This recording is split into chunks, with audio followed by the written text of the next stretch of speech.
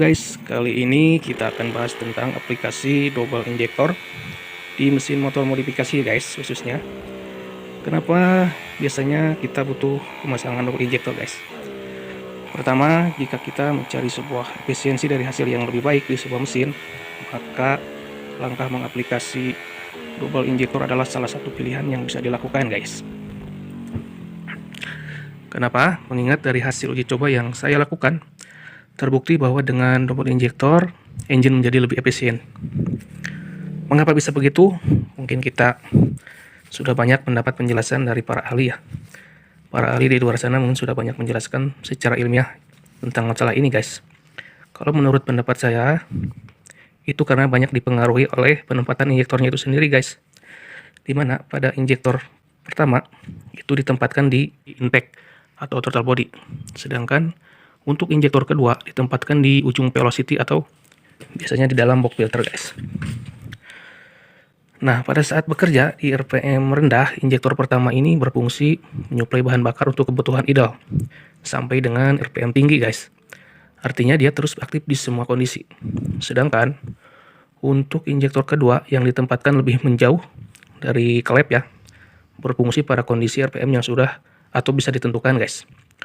Misalnya, biasanya saya menerapkannya di RPM 7000, TPS 50%. Nah, sebenarnya ini bebas ya guys. Karena di ECU Juken BRT, ini bisa disetting sendiri. Sesuai dengan kebutuhan kalian guys. Nah, mungkin muncul pertanyaan, kenapa tidak diaktifkan bareng aja Kang? Nah, sebenarnya bisa aja guys. Cuman memang nggak perlu juga. Kenapa? Karena gini guys, jika kita aktifkan kedua injektornya sejak putaran bawah misalnya, ini biasanya menimbulkan problem susah mendapat setting yang ideal guys. Karena akan terlalu basah meskipun setting base plate-nya sudah dibuat kecil, dan ini akan membuat motor kurang enak dan tidak bisa irit dalam hal pemakaian bahan bakar. Kecuali jika kalian menginginkan itu ya, misalnya pengen dibuat seperti helikopter atau segala macam yang banyak diaplikasi oleh teman-teman biasanya. Ini problem yang sama jika kita memakai single injektor dengan kapasitas yang besar guys. Itu setting di RPM bawahnya biasanya susah bersih. Jadi serba salah ya, kalau injektor terlalu gede, putaran bawahnya susah bersih. Kalau terlalu kecil, atasnya kekeringan. Nah, dengan memakai double injektor ini, maka kita cukup memasang injektor yang debitnya tidak terlalu besar. Bahkan kita masih bisa pakai injektor original bawaan motor ya guys. Cukup pakai 2 untuk injektor pertama dan keduanya. Sehingga kita akan lebih mudah dalam tuning dan akan lebih bersih di semua RPM. Jadi di RPM bawah dia akan bersih, tidak susah setting istilahnya ya. Dan baru di RPM tinggi, injektor kedua itu kan diaktifkan. Dan ini memenuhi kebutuhan suplai bahan bakar yang apabila pakai single injektor dengan ukuran kecil di RPM tinggi akan kering guys.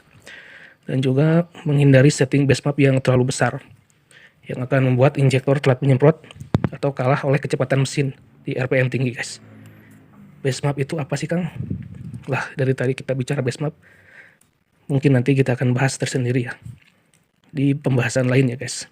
Kembali lagi ke injektor kedua guys, karena penempatannya lebih jauh dari klep ya, karena dia ditempatkan di ujung velocity biasanya, maka ini akan membuat pengkabutan bahan bakar dan udara sudah terjadi sejak udara mulai masuk ke TB guys. Artinya ini udara dan bahan bakar menjadi lebih homogen, dan jika semua area intake sudah terisi bahan bakar yang sudah homogen tentunya, maka pada saat langkah isap ini akan membuat pembakaran yang terjadi di dalam mesin menimbulkan power yang lebih besar guys. Nah, itulah sekilas kelebihan dari kita mengaplikasi double injektor. Semoga bermanfaat. Sampai jumpa di video selanjutnya.